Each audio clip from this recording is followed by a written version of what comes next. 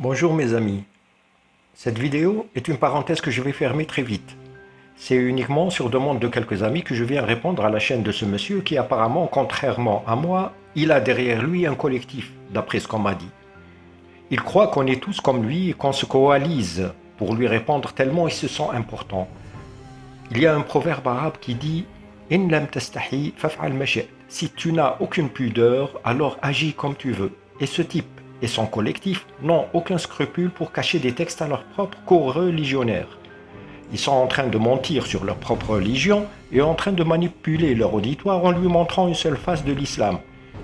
Comme on va le voir, ils ignorent les interprétations du Coran qui ne vont pas dans leur sens, et sur eux s'applique convenablement le verset coranique numéro 85 de la sourate Al-Baqarah, la vache qui dit « Afatu'minuna bi ba'd al-kitab wa takfuruna bi ba'd » Croyez-vous donc en une partie du livre et rejetez-vous le reste.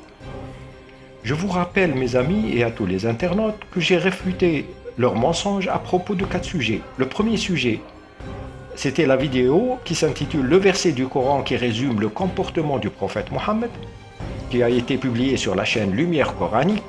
Je l'ai réfuté par une vidéo, une réponse intitulée « La miséricorde du prophète ». Le second sujet, une vidéo qui s'appelle « Le prophète Mohammed n'a fait aucun miracle », point d'interrogation, réponse au mensonge de Majid Kashaf. J'ai démonté les mensonges de ce monsieur dans ma vidéo intitulée « Miracle, qui a dit miracle ?» Le troisième sujet, j'ai réfuté ces mensonges au sujet de la vidéo « L'islam autorise-t-il de violer les captifs de guerre ?» que j'ai intitulé « Quand Jésus musulman zappe le viol des captifs ». Le quatrième sujet, c'est en réponse à la vidéo qu'ils ont intitulé « Un verset du Coran que les médias vous cachent » en appui à la vidéo de son ami de la chaîne Un seul message et à laquelle j'ai répondu par la vidéo intitulée « La plus grosse bourde de 2 chaînes islamistes ». Pour le premier sujet, tu as prétendu que Mohammed c'est le prophète de la miséricorde parce qu'il pardonnait à ses ennemis et à ceux qui lui ont fait du mal. Voyant que tu dis des contre-vérités, je t'ai répondu par des faits tirés de textes islamiques et des faits historiques selon les hadiths et les écrits des exégètes musulmans. Et je t'ai mis les discours des cheikhs. Je te demande simplement de répondre au discours de ce cheikh que tu as repris dans ta vidéo. Pour me réfuter, tu n'as rien trouvé que d'inventer le mensonge de la coupure de séquence et de contester la traduction d'un mot. Pourquoi tu n'as pas montré la suite du discours du même cheikh Al-Arifi, qui citait les ordres que Mohammed a donnés à ses hommes pour liquider le poète juif Ka'b ibn al-Ashraf et le poète Ibn Khatal?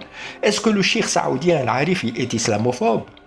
Tu nous as fatigués à répéter que le prophète pardonne à ses ennemis. Tu n'as pas pu contredire ces faits, donc ta vidéo est mensongère. Pour le second sujet, tu as fait une vidéo dans laquelle tu prétends qu'il n'y a aucun verset du Coran qui dit que le prophète n'a pas fait de miracle. Je t'ai prouvé le contraire avec un tas de versets où Allah demande à Mohammed de justifier son incapacité à faire des miracles auprès des gens de la Mecque qui lui demandaient et persistaient à lui demander des preuves. Sourate Al-Araf, les murailles, verset 203, quand tu ne leur apportes pas de miracle, ils disent pourquoi ne l'inventes-tu pas? Dis-leur, je ne fais que suivre ce qui m'est révélé de mon Seigneur. Al-Isra, le voyage nocturne, verset 59, rien ne nous empêche d'envoyer des miracles, si ce n'est que les anciens les avaient traités de mensonges. Al-Isra, le voyage nocturne, verset 93, dis-leur, gloire à mon Seigneur, ne suis-je qu'un être humain messager? La sourate Yunus, Jonas, verset 20, ils disent « Que ne fait-on descendre sur lui un miracle de son Seigneur ?» Alors dis-leur, l'inconnaissable relève seulement d'Allah. Attendez donc, je serai avec vous parmi ceux qui attendent. Sourate Al-Anbiya, les prophètes, verset 6, qui nous apporte donc un signe identique à celui dont furent chargés les premiers envoyés. Sourate Al-Ankabut, l'araignée, versets 50 et 51, juste quelques jours avant sa fuite vers Médine, avant qu'il quitte la Mecque définitivement sans faire de miracle. Qu'est-ce qu'il dit? Ils dirent, pourquoi n'a-t-on pas fait descendre des prodiges de la part de son Seigneur? Dis-leur, les prodiges sont auprès d'Allah. Moi, je ne suis qu'un avertisseur clair. Tous ces versets sont des preuves, et d'autres sont des preuves d'Allah qui n'a fait aucun miracle. Est-ce que tu es capable de renier aussi le sens de ces versets?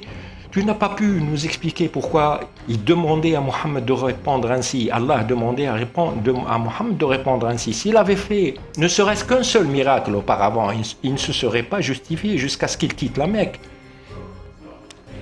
Le troisième sujet, L'islam autorise-t-il de violer les captifs de guerre? Là, tu as complètement foiré en répondant au frère Ismaël qui a quitté l'islam à cause de plusieurs versets violents et misogynes. Mais ce verset-là, pour lui, c'était la goutte qui a fait déborder le vase. Tu as ignoré le contexte et l'interprétation du verset 24 de la sourate 4 An-Nisa, les femmes, qui a été révélé pour autoriser les guerriers de Mohammed à coucher avec les femmes captives mariées. Tu as ignoré le hadith.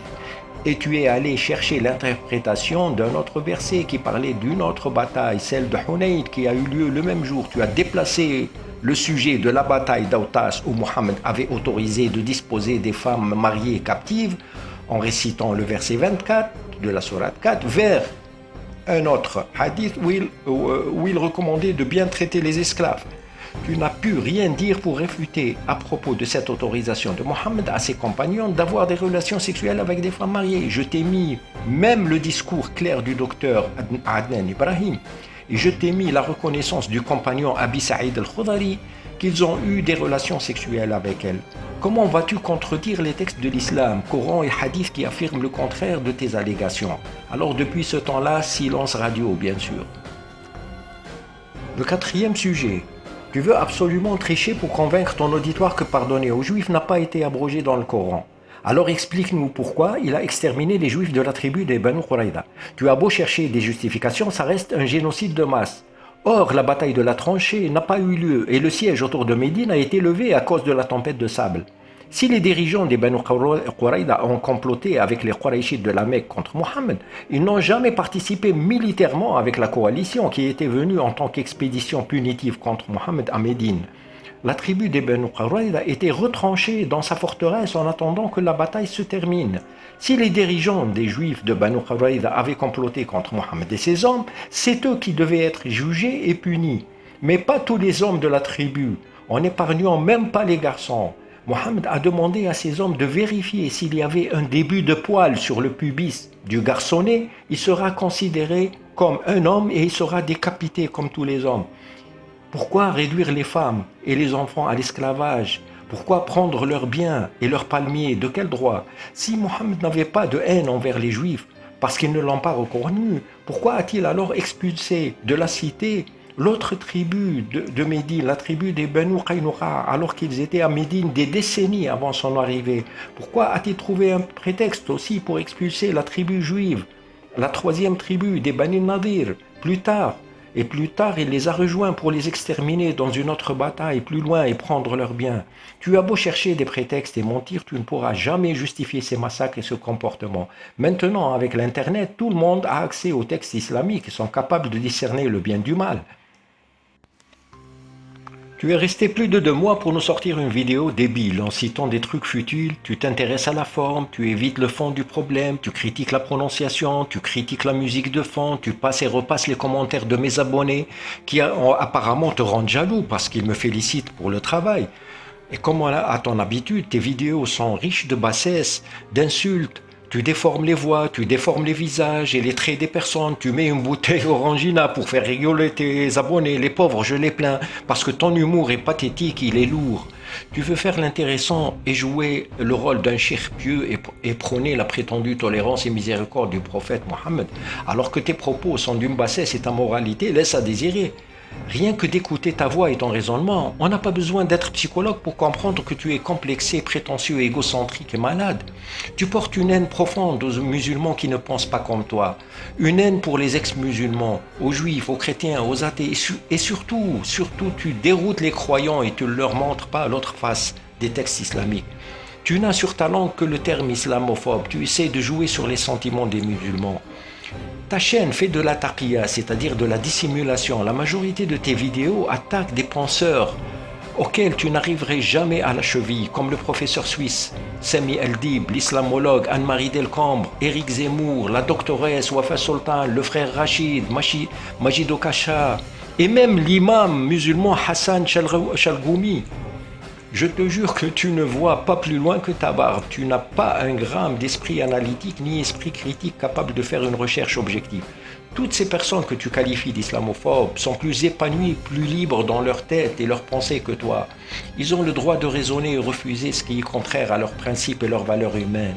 Et surtout, ils sont honnêtes car ils exposent ce que tu dissimules aux musulmans. Par contre, toi, tu es l'esclave d'une idéologie et de textes figés, moyenâgeux, caduques, légendaires, obscurantistes, qui ne te laissent aucune liberté de manœuvre. Toi, tu es condamné à accepter ces textes tels qu'ils sont et d'assumer les idées et les défauts qui ce n'est pas à toi de décider, c'est que le croyant doit savoir sur sa religion et ce qui ne le doit pas. Je sais que c'est embarrassant et insupportable pour toi. Toi qui fais un travail de dissimulation et de taqiyya, parce que tu sais qu'ils ne sont plus défendables, ces textes, ni compatibles avec les valeurs des droits de l'homme et du monde occidental dans lequel tu vis. Alors quand quelqu'un expose la réalité et les anomalies des textes islamiques, tu deviens enragé, tu l'attaques personnellement. Tu as raté ta vocation de maquilleur, tu as honte des textes islamiques et tu fais de ton mieux pour n'en citer que les versets et les hadiths qui t'arrangent. Mon pauvre, tu es intellectuellement lâche et recouvreur de la vérité, tu es trompeur et menteur professionnel, et ce sont tes propres abonnés qui se retourneront un jour contre toi. Dis-nous, de quoi as-tu honte? Pourquoi caches-tu les textes? Même les textes islamiques sont contre toi, la biographie du prophète est contre toi, tu n'apportes rien de nouveau. Tu as beau falsifier, tu ne pourras plus changer l'islam. L'islam est tel qu'il est. La mission qui te reste est de blanchir l'histoire de l'islam, quitte à renier des versets et des hadiths. Ton fantasme est de nous imposer à ta manière une religion de tolérance et d'un prophète d'amour et de miséricorde à l'image de Jésus-Christ. C'est pour ça que tu as adopté le pseudo Jésus musulman dans un esprit provocateur car tu sais au fond de toi que Jésus n'est pas musulman. D'ailleurs, aucun prophète biblique n'est musulman.